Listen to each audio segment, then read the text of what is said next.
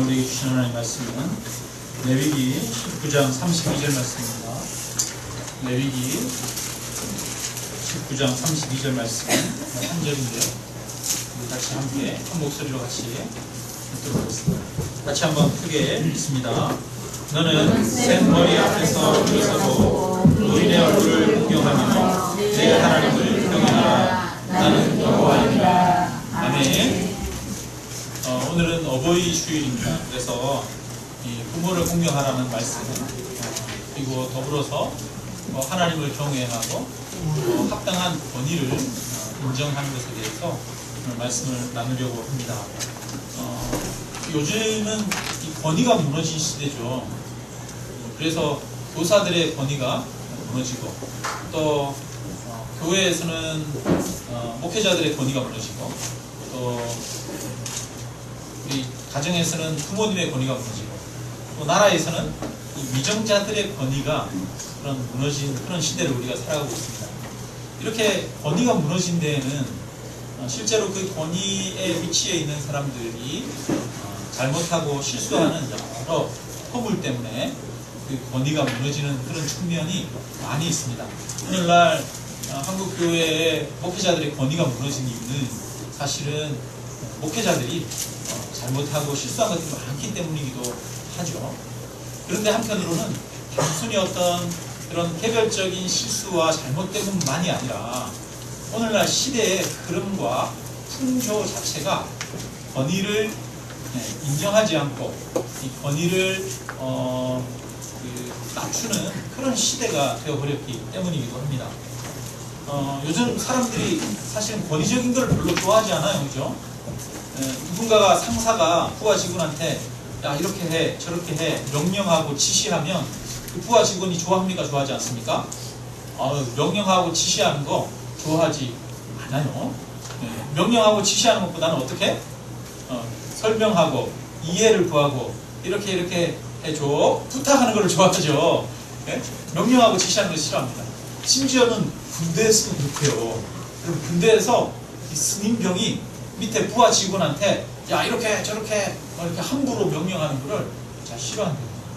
게다가 또 스님병이 이 부하 그 병사한테 막 잘못했다고 혼내고 그러면은 반발을 많이 일으킨다는 거예요. 소원술이 있어가지고 그 상관이 누가 이렇게 나한테 했어요 그러면서 고발한다는 거예요. 그래서 요즘은 옛날에는 이 군대에 가면 제일 밑에 있는 병사들이 힘들었대요. 왜냐 위에 있는 그 병장이나 상병이나 이런 사람들이 막 누르고 그러니까 제일 밑에 있는 이병대가 힘들고 그런데, 근데 이제는 언제가 제일 힘드냐 하면 병장이 제일 힘들대요. 왜냐하면 옛날에는 권위로 누르니까 제일 밑에 있는 사람이 힘들었는데 이제는 밑에 사람들 눈치 보느라고 책임이 많이 부여된 제일 위에 사람이 제일 힘들다고 그렇게 이야기를 합니다. 그만큼 우리 사회가 이 권위가 이렇게 많이 파괴되는, 권위가 해체되는 그런 시대를 살아가고 있습니다. 이것은 하나의 시대의 흐름과 사상적 흐름에 의해서 생겨난 거기도 합니다. 오늘날 이 사상의 흐름을 포스트 모던이라고 하죠. 포스트 모더니즘 이렇게 이야기를 하는데요. 이 포스트 모더니즘이라고 하는 사상의 흐름을 다른 말로 표현하면 이 절대 진리를 부정하는 겁니다. 그러니까 옳은 것은 없다, 절대 진리는 없다, 진리는 없다, 신은 없다, 이렇게 이야기하는 것이 포스트 모더니즘이에요. 그래서 모든 것이 서로 상대적이라는 거예요. 그러니까 여기 물컵이 있어요. 여기 물컵이 있는데 어떤 사람은 이 물컵에 물을 마시고 야 이거 너무 뜨겁다 그러면서 뜨거워 이러는 사람이 있을 수도 있고, 어떤 사람은 뜨겁다고 그러는데 한 사람은 이 물을 마시고 야 이거 왜 이렇게 차가워 이러는 사람이 있을 수 있죠. 어떤 사람은 마시고 야 미지근하네 이러는 사람도 있을 수 있어요. 그런 의미에서 제가 조금 미지근합니다. 그러면 여러분 이거 뜨겁다고 그러는 사람, 미지근하다고 그러는 사람, 차갑다고 그러는 사람 누가 정답입니까? 정답은 없어요. 그죠? 각자 느끼기 나름이고 각자 다른 거니까 너도 옳고 너도 옳다. 서로 상대적이라는 거예요. 각자가 느끼기에 따라 다르다는 거예요. 그러니까 어떤 여건이나 환경이나 이런 거에 의해서 서로가 다른 것이지 절대적인 기준이 있어서 우열이 있을 수 없다라고 하는 것이 상대적인 관점이에요. 그 중동 지방이나 이런 데 보면 여러분 돼지고기를 안 먹죠. 그죠? 근데 우리나라 사람들은 돼지고기를 안 먹는 그들을 보면서 야, 돼지고기 왜 하필이면 안 먹어? 이렇게 생각할 수 있어요. 그죠? 그러면서 돼지고기 안 먹는 그들을 우리보다 좀 열등하다고 생각할 수 있어요. 근데 중동 지방에서 원래 돼지고기를 안 먹는 이유가 있어요. 왜냐하면 돼지는 사람이 먹는 것과 중복이 돼요. 돼지는 곡식을 먹고, 여러분 멧돼지가 산에 사람이 농사 지어놓은 거 내려와가지고 고구마나 뭐 옥수수나 이런 거 다 파가지고 먹잖아요. 그죠? 그러니까 돼지는 뭘 먹냐면 사람이 먹는 거를 먹어요. 그래서 사람이 먹는 것과 중독이 되는데 이 중동지방, 비가 많이 안 오고 이런 지방, 풀밖에 없는 곡식을 기르기가 힘든 그런 지역에서는 곡식이 귀하잖아요. 그러니까 곡식을 먹는 동물을 키우면 안 되는 거야. 되도록 사람이 안 먹는 거를 먹는 동물을 키워야 되는 거야. 그러니까 양이나 염소나 소나 이런 거는 뭘 먹어요? 사람이 안 먹는 풀, 말라 비틀어져 가는 그 풀도 먹고 젖을 내고 고기를 내고 가죽을 내는 게 바로 양이나 염소나 낙타나 이런 것들이거든요. 그러니까 그 지역은 돼지를 금기시하는 거예요. 그러니까 어떤 한 지역의 문화가 생기는 이유는 그 지역의 기후와 여러 가지 생존의 조건 때문에 어쩔 수 없이 그런 문화가 생기더라라고 하는 거예요. 그래서 문화에도 옳고 그름이 따로 있는 것이 아니라 우열이 따로 있는 것이 아니다. 서로가 각자 그 지역에 가장 적합하고 적당한 문화가 생겨난 것이다. 이런 입장을 가지고 있는 거예요. 이런 거를 뭐라 그러냐면 상대주의라고 하는 거예요. 상대주의. 그래서 이 오늘날 시대에는 이 상대주의를 인정하는 그런 시대예요. 옛날에는 이 유럽의 서구 열강이 아프리카나 이런 데 가가지고 그냥 점령하고 지배하고 다스리고 이렇게 했잖아요. 우리 문화가 오르니까 우리 거를 니네가 받아들여! 이렇게 했던 시대인데 이제는 그런 시대가 아닌 거예요. 이 절대 기준, 진리 이런 것들이 무너진 그런 시대입니다. 근데 이거는 한편으로는 그 이전의 시대의 어떤 반작용으로 일어난 거예요. 절대 진리를 주장하던 그런 시대의 반작용. 여러분 종교가 가장 절대적인 그런 시대, 중세 시대였죠. 중세 시대 때는 이 로마 가톨릭이 온 유럽을 지배했습니다. 그때 근데 여러분 종교의 이름으로 사람들을 억누르고 탄압하는 일들이 많이 있었을까요? 없었을까요? 있었어요. 그러니까 내가 옳다, 이게 진리다 그러면 어떤 일들이 일어나냐면 내가 진리니까 나와 다른 거는 뭐가 돼요? 비진리가 되는 거예요. 그러니까 진리를 주장하면 다른 것은 비진리가 되고 그 비진리는 어떻게 해야 되냐면 없애야 되고 억압해야 되고 눌러야 되는 게 되는 거예요. 그러니까 이 절대적인 진리의 이름으로 사람들이 자기의 이익을 위해서 다른 사람들을 억압하고 누르는 그런 일들이 많이 일어났었어요. 그러다 보니까 그러한 반작용으로 인해서 진리가 없다라고 하는 그런 생각들이 많이 생겨나기 시작했습니다. 특히 이 1, 2차 세계대전 때, 대전 이후에 그런 일들이 많이 일어났죠. 1, 2차 세계대전에 이 서구 열강이 우리 문화가 우월하다고 생각했어요. 우리가 문화가 막 발전하고 산업이 발전하니까 야 이게 옳은 거야. 이걸 너희들도 가져가야 돼. 그러면서 예를 들어서 일본이나 저런 나라가 우리나라를 지배하고 다스렸잖아요. 그럴 때 일본은 1등 국민이고 우리나라는 뭐라고 그래요? 조센징이라고 그러면서 2등 국민 취급했잖아요. 자신들은 뛰어나고 우리나라는 열등한 것처럼 그렇게 이야기하면서 뛰어난 자신들이 온 세계를 지배하고 다스려야 된다는 거예요. 그러다 보니까 어떤 일들이 나니까 전쟁이 일어나죠. 여러분 내가 옳다고 그러는 사람, 내가 옳아 이러는 사람일수록 뭐가 많이 일어날까요? 전쟁이 일어나요. 싸움이 일어나고 갈등이 많이 일어나요. 그러니까 이 절대적인 시대는 이 갈등과 싸움이 큰 전쟁이 일어날 수밖에 없었어요. 사람도 마찬가지예요, 여러분. 사람도 그래요. 야, 너도 옳고 나도 옳아. 너는 네 입장이 있고 내 입장이 있지. 자기 각자의 입장을 인정하는 사람은 여러분 잘 안 싸워요. 근데 자기가 옳다라고 생각하는 사람일수록 권위적이게 돼요. 다른 사람을 누르게 돼요. 그리고 다른 사람과 다투고 싸우게 되어지는 겁니다. 그런 반작용으로, 그런 작용들로 인해서 세계 1, 2차 대전이 일어나면서 수천만 명이 죽었어요. 그러면서 인류 전체에 반성이 일어나는 거죠. 사람들의 지성 속에 반성이 일어나는 거예요. 야, 이렇게 해가지고 서로가 옳다고 그러면서 죽이고 죽고, 야, 이게 정말 좋은 거냐? 이거 아니지 않느냐? 그러면 네가 옳다, 내가 옳다 이렇게 하지 말고 차라리 어떻게 하자? 내가 옳다 막 이렇게 주장하지 말고, 그래, 너도 그럴 수 있고 나도 그럴 수 있다, 이렇게 서로가 서로를 인정하자, 이런 이제 흐름이 되어버린 거예요. 이것을 바로 이제 포스트 모더니즘이라고 그러죠. 그래서 이 포스트 모더니즘에 굉장히 중요한 영향을 끼친 학자들이 있습니다. 그 학자들이 있는데, 첫째는 누구냐면 여러분 마르크스 아시죠? 네. 마르크스는 누구냐면 그 당시에 자본주의 사회였잖아요. 그 자본주의 사회에 대항해서 공산주의에 기틀을 쌓은 사람. 그러니까 기존의 자본주의 사회, 자본주의에 대해 경제 시스템의 반작용으로 그거에 대한 대항해 공산주의를 기초를 쌓은 사람이 바로 마르크스입니다. 그 다음에 또 한 사람 누구냐면 신은 없다라고 그러면서 실존주의 철학을 주장한 사람. 그 사람이 누구냐면 니체라고 합니다. 니체. 그 다음에 또 한 사람 누구냐면 그전에는 이성을 중요하게 여겼어요. 사람의 생각 이런 걸 중요하게 여겼는데, 야, 사람은 이성적인 게 아니야. 이성에 의해서 움직이는 게 아니라 사람 안에는 또 다른 무의식이 있어. 그래서 이성에 대한 반작용으로 무의식을 주장하면서 나온 사람이 있어요. 이 사람 누구? 프로이드예요. 그러니까 이 세 사람이 포스트 모더니즘의 사상적 기초를 쌓은 사람, 아주 중요한 사람이에요. 근데 이 세 사람의 공통점이 있어요.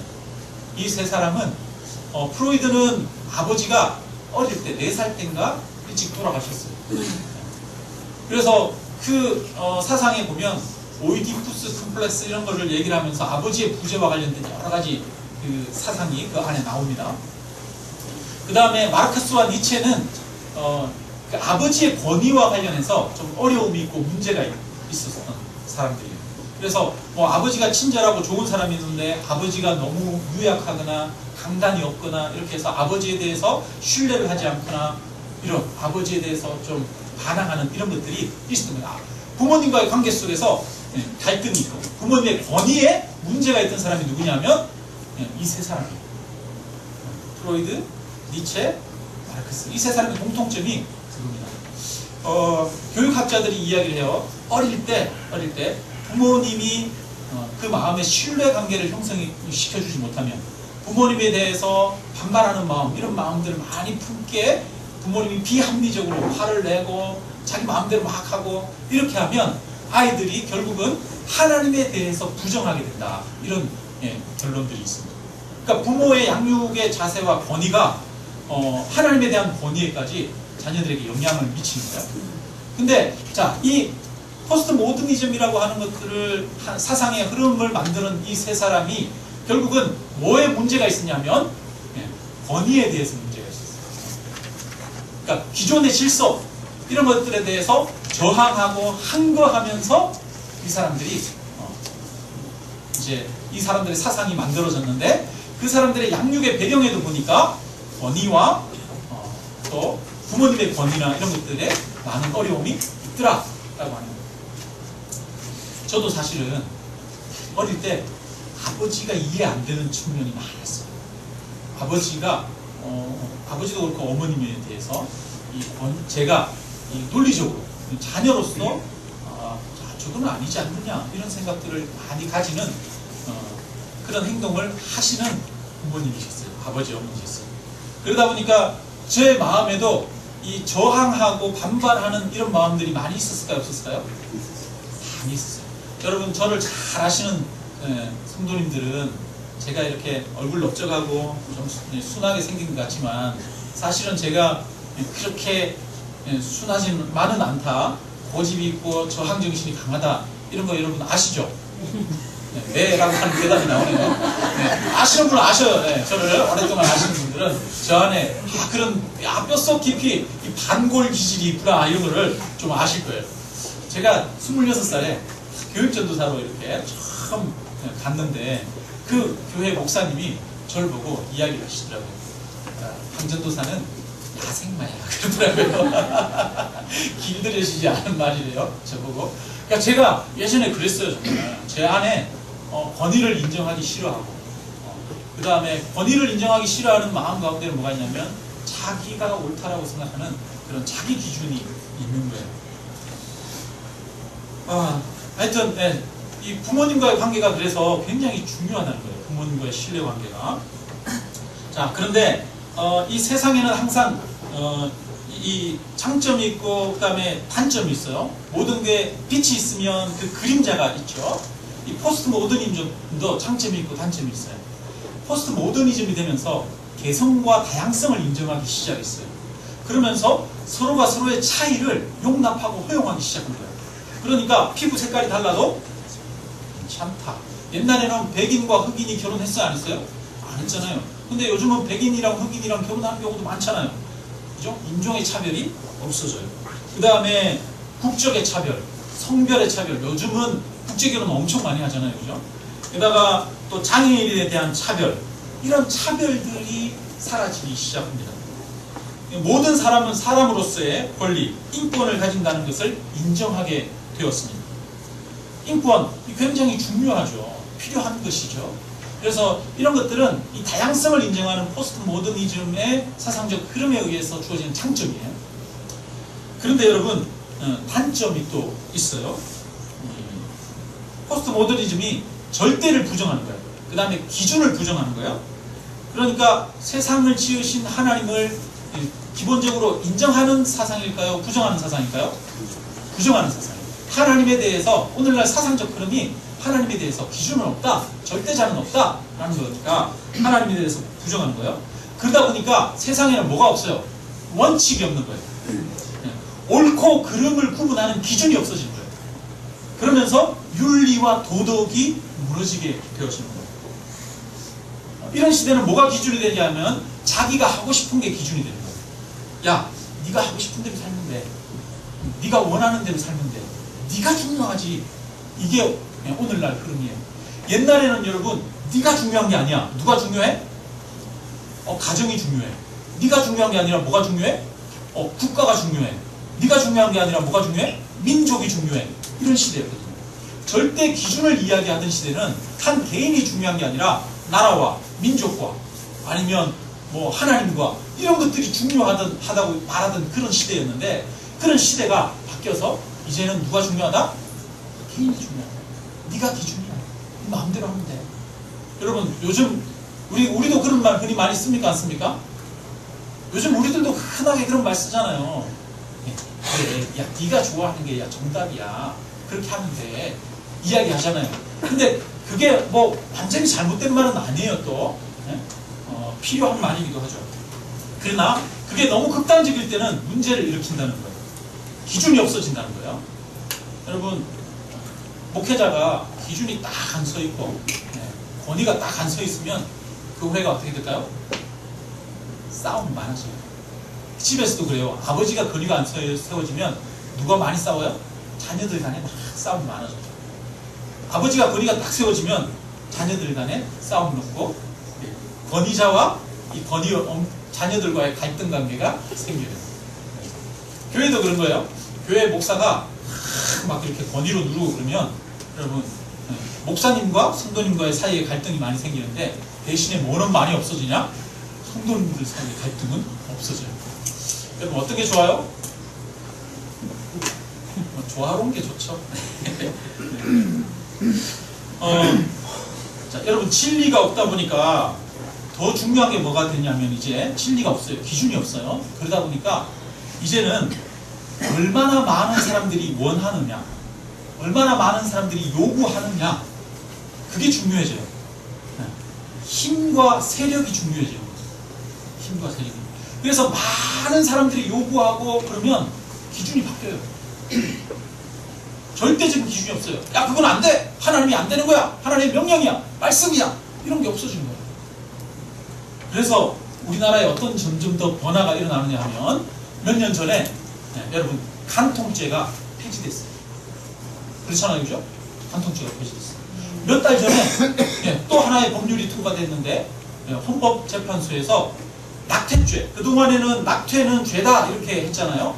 그런데 낙태죄는 헌법에 불일치한다 판결이 났죠. 낙태죄가 없어졌어요, 실질적으로. 사람들의 행복을 위해서 행복 추구권이 우리에게 있지 않느냐라고 얘기하면서 사람을 기준으로 자꾸 이야기하다 보니까 그런 기준들이 없어진 거예요. 지금 뭐 여러분 남자와 남자가 결혼하고 여자와 여자가 결혼하는 거, 동성 결혼을 지금은 불법이죠. 지금은 법으로 인정 안 해요. 근데 여러분 앞으로 이 동성 결혼, 동성애를 합법으로 인정하게 될까요? 안 될까요? 여러분 어떻게 생각하세요? 될 수밖에 없죠. 왜? 지금 현대의 가장 큰 사상적 흐름이 뭐냐면 이 다양성을 인정하는 거예요. 기준이 없는 거예요. 기준. 절대적인 기준 없다라고 하는 게 오늘날 사상의 흐름이기 때문에 앞으로 시간이 지나면 지날수록 이게 헤어질 수밖에 없어요. 그런데 여러분 우리 그리스도인은 기준이 있다고 믿는 사람이에요? 기준이 없다고 믿는 사람이에요? 기준이 있다고 믿는 사람들이잖아요. 누가 기준이다? 하나님이 기준이다. 또 뭐가 기준이다? 말씀이 기준이다 라고 하는 것을 믿는 사람이 그리스도인이죠. 그래서 우리가 하나님의 말씀을 기준으로 살아가는 사람들은 여러분 결혼한 사람들끼리 간통하는 거 죄예요, 죄 아니에요? 죄다! 라고 이야기를 하는 거잖아요. 그래서 우리 그리스도인은 기준을 믿는 사람들이에요. 근데 여러분 사실은 이 세상의 모든 사람들의 마음에 기준이 있을까요, 없을까요? 기준이 있어요.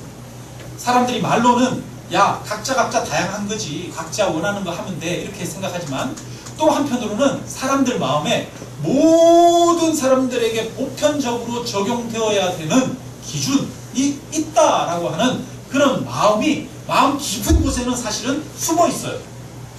예를 들어 봅시다. 예를 들어서 어떤 한 사람이 길거리에 막 수백 명의 사람들이 있는데 나와가지고 갑자기 칼을 꺼내가지고 팍 찔렀어. 그렇게 해서 죽였어. 그러면 이거는 죄입니까? 죄 아닙니까? 죄죠. 그런데 여러분 이 이야기를 다른 나라에 가서 이야기했어요. 저쪽에 이쪽에 모든 다른 환경 속에 있는 그런 사람들에게 가가지고 이게 죄일까요? 죄가 아닐까요? 그러면 뭐라 그럴까요?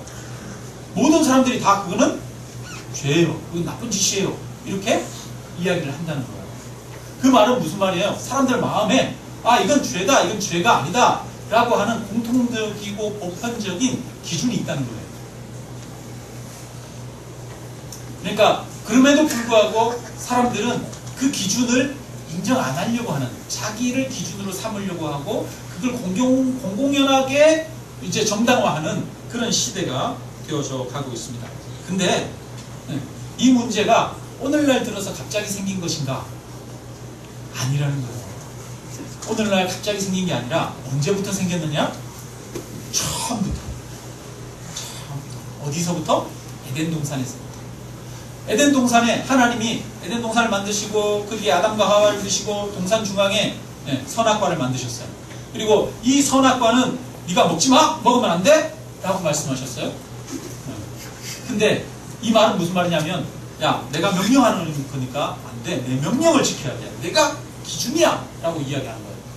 근데 뱀이 하와에게 나타나서 유혹을 합니다. 뱀이 유혹할 때 뭐라고 유혹합니까? 뱀이 유혹한 것의 유혹의 핵심은 뭐예요?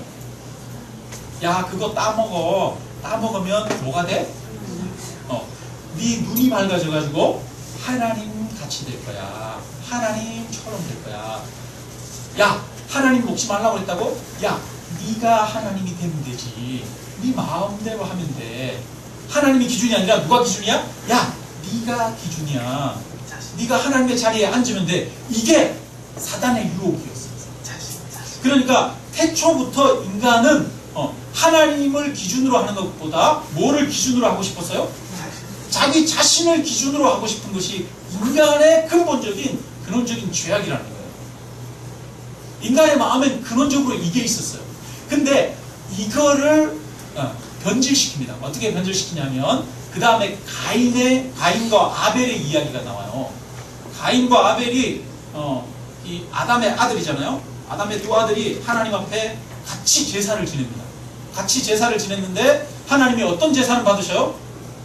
아벨의 제사는 받으시고 누구의 제사는? 가인의 제사는 받지 않으셔요. 그런데 그 다음에 나오는 내용이 중요합니다. 가인의 제사를 안 받으니까 가인이 뭐라고 하느냐면 어떻게 했냐면 성경에 뭐라고 합니까? 하나님이 가인에게 이야기합니다. 네가 분낸다는 말은 무슨 말? 화내며 네가 분내며 안색이 변함은 어찌미뇨 이렇게 묻습니다. 여러분, 자, 하나님이 가인의 제사를 안 받았어요. 가인의 제사를 안 받으니까 가인이 하나님 앞에 분을 내고 화를 냈어요. 분을 내고 화를 냈다는 것은 무슨 말이에요? 하나님의 기준이 아니라는 거예요. 하나님을 하나님으로 존중하지 않았다는 거예요. 제가 이렇게 살아오다 보니까 저도 다른 사람들한테 충고의 말을 듣거나 비난의 말을 듣거나 훈계를 들을 때 많이 있었을 거 아니에요. 근데 제가 이렇게 가만히 보니까 저를 정말 사랑하고 그 다음에 제가 정말 존경하는 사람들이 있어요. 제가 멘토로 생각하는 아버지처럼 생각하고 항상 기대고 싶은 그런 목사님이 한 분 계셔요. 근데 그 목사님이 저한테 박 목사 이거는 이렇게 하는 거야. 그렇게 하면 안 돼. 이렇게 이야기하면 제가 기분이 나쁠까요? 안 나쁠까요? 기분이 하나도 안 나빠요. 그분이 말씀하시는 거에 딱 들으면서 제가 반성이 되고 제가 돌아봐줘요. 왜 그래요? 제가 그분의 권위를 인정하기 때문에. 근데 제가 별로 안 좋아하는 목사님, 평소에 속으로 왜 저렇게 하지? 저렇게 하면 안 되는데? 이러는 분이 저한테 충고를 해요. 목사님 그렇게 하는 거 아니에요. 이렇게 하는 거 아니에요. 이렇게 얘기를 하면 제 마음에 무슨 마음이 생길까요? 은근히 화가 나. 은근히 화가 나. 여러분, 자, 가인이 하나님을 섬기는 것 같았어요. 하나님 앞에 제사를 지냈어요. 하나님 앞에 제사를 지내고 나서 하나님이 그걸 안 받으시니까 분내며 안색이 변했어요. 자, 그러면 가인이 정말 하나님의 권위를 인정했다는 거예요? 안 했다는 거예요? 가인에게 있어서 더 중요한 거는 하나님이 중요한 게 아니라 누가 중요해요? 자신이 중요해요. 자신이 중요해요. 가인에게 있어서 최고의 권위는 누구예요? 자신이에요. 하나님의 이름을 들먹였지만 하나님 앞에 제사를 지냈지만 정말 중요한 거는 자기가 주인이고 자기가 왕이고 자기가 중심이었어요. 이게 변질이에요. 옛날에 중세시대 때나 아니면 이 절대적인 권위의 시대 때 문제가 이거예요. 정말 하나님의 권위 앞에 모든 사람들이 순종하면 되는데 하나님의 이름 절대 기준이 있다라고 이야기하면서 사실은 인간이 뭐를 내세워요? 자기를 중심에 내세우는 거예요. 자기를 중심에 내세우면서 하나님의 이름으로 자기를 정당화하는 거예요. 그러면서 끊임없이 전쟁이 일어나고 피해가 일어나는 거죠. 사실은 권위가 문제가 아니에요, 여러분. 권위는 필요해요. 권위는 있어야 됩니다. 근데 많은 사람들이 권위를 어떻게 하냐면 진정한 권위를 인정하는 것이 아니라 누구를 권위에 둬요? 자기 자신을 최고의 권위로 두는 게 문제인 거예요. 권위 자체가 문제가 아니라 자신을 최고의 권위로 두는 거예요. 하나님을 최고의 위치에 두는 것이 아니라 자기를 최고의 위치에 두는 것이 문제라고 합니다. 우리 인간이 그렇습니다. 우리 인간. 저와 여러분이 그렇습니다. 자기를 최고의 권위에 두면 어떤 문제들이 생기는지 아십니까? 첫째는 가인이 어떻게 했어요? 화를 냈어요. 분이 나왔어요. 또 자기를 최고의 권위에 두면 자기 뜻대로 안 되고 그러면 짜증이 나고 원망이 나오고 불평이 나오고 또 어떤 일들이 생길까요? 자기를 최고의 권위로 두면 좌절이 되고 절망이 되고 내가 기준이니까 내 뜻대로 안 되면 좌절되고 절망이 되는 거예요. 한숨이 나오고 힘들어지고 그러는 거죠. 근데 내가 기준이 아니라 하나님의 기준이 되면 사람의 마음이 겸손해집니다. 그 다음에 범사에 모든 일이 내 뜻대로 되어지든 내 뜻대로 되어지지 않든 마음이 평안해집니다. 왜냐? 내 뜻이, 내 의지가 중요한 게 아니라 하나님의 뜻이 중요합니다. 하나님이 하시는 대로 되어지면 되고 하나님이 일하실 것이기 때문에 마음이 평안해집니다. 그리고 또 용기가 생기고 담대해집니다.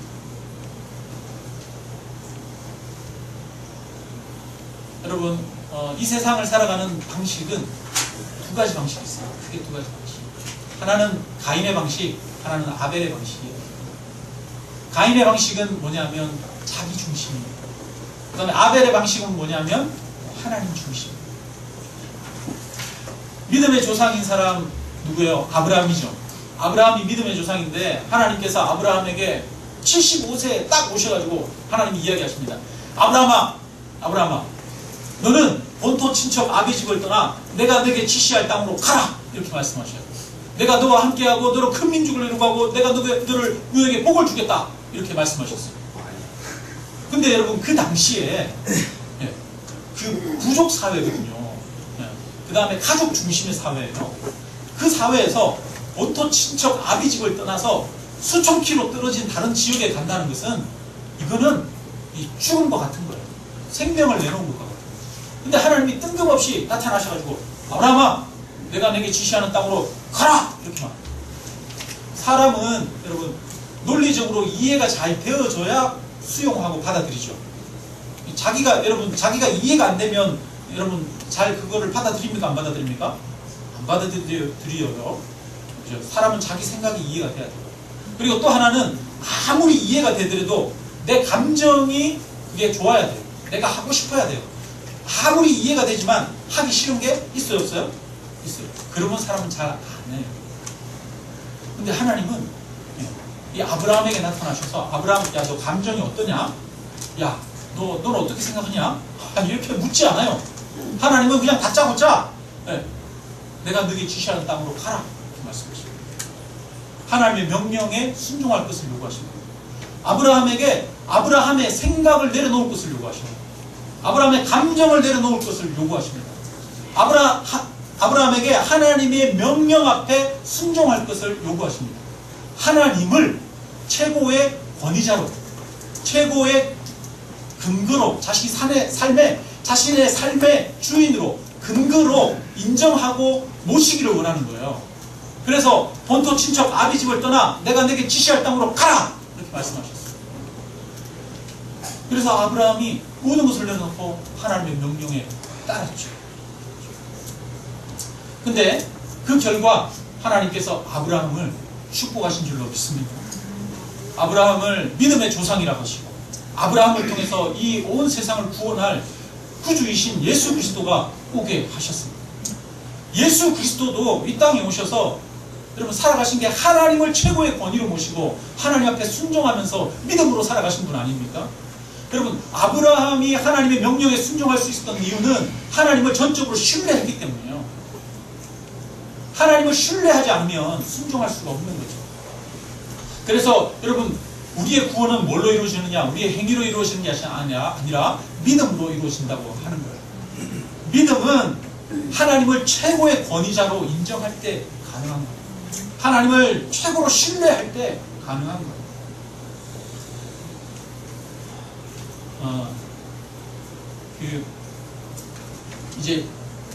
원래 또 권위에 대해서 이야기하려면 또 이 세상에 여러 가지 권위가 있잖아요. 역할이 있고 직분이 있잖아요. 이런 이야기들도 이제 좀 해야 되는데 오늘은 그런 이야기를 하기에는 시간이 충분하지 않은 것 같습니다. 근데 여러분 하나님의 권위를 인정하게 되면 그 다음에는 각 사람들의 직분을 인정하게 돼요. 여러분이 목사라고 하는 저를 보고 저를 인정하는 이유는 저의 개인적인 인격 때문에 저를 인정해야 되는 게 아니라 목사라고 하는 직 때문에 인정해야 돼요. 하나님이 그 역할을 감당하도록 세우셨기 때문에 인정해야 되는 거예요. 그리고 여러분 저도 성도님들 한 분 한 분을 인정해야 돼요. 왜 인정해야 되냐면 하나님께서 여러분을 그 자리 그 위치에 세우셨기 때문이에요. 뭐 찬양팀이나 뭐 반주나 이런 뭐 그 다음에 순장이나 운영위원이나 교사나 또 봉사자나 이런 거 세우셨잖아요. 그런 거 세운 거는 여러분 제가 세운 겁니까? 하나님이 세운 겁니까? 하나님이 세우셨어요. 부모님은 누가 세우셨어요? 하나님이 세우셨어요. 그렇기 때문에 그 하나님이 세우신 그 사람의 부족함이 있을 수 있어요. 그럼에도 그에게 어떤 직이 주어졌기 때문에 그에게 주어진 직, 하나님이 세우신 그 직 자체를 존중하는 거예요. 여러분 목사인 저라고 해서 제 마음대로 막 찬양팀을 막 이렇게 해라 저렇게 해라 할 수 있어요? 없어요? 없어요. 왜냐? 하나님이 세우신 부분이 있기 때문에 존중해야 돼요. 마찬가지예요. 그러니까 인간의 제도와 인간의 여러 가지 권위와 권세들을 여러분 존중해야 돼요. 대통령이 마음에 안 든다고 대통령한테 그 직 자체를 인정 안 하는 것처럼 그렇게 이야기하는 사람들도 있더라고요. 여러분 그거는 잘못된 거예요.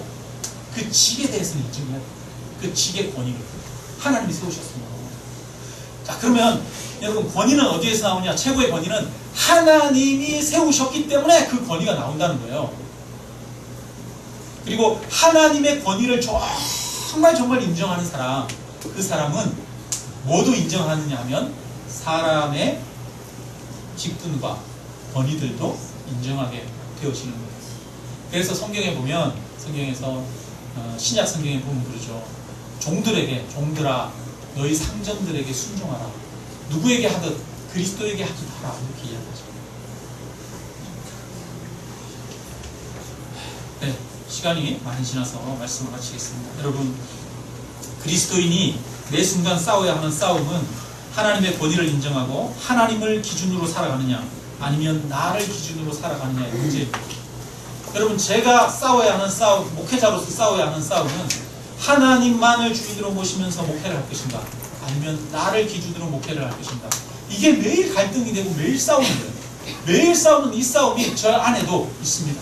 그래서 저는 날마다 하나님을 바라봐야 됩니다.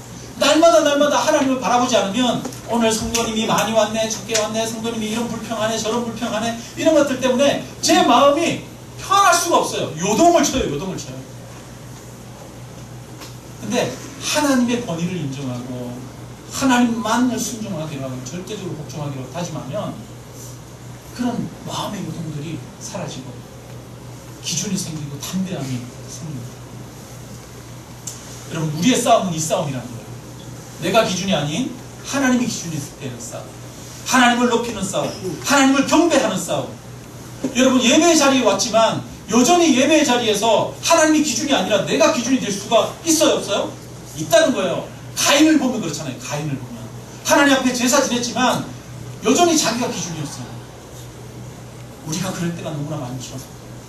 여러분, 그런 우리 자신의 삶의 기준이 하나님이 되고 하나님만을 경배하기를 주님의 이름으로 축원합니다. 우리 함께 찬양 드리겠습니다. 찬송가 21장 찬양 드리고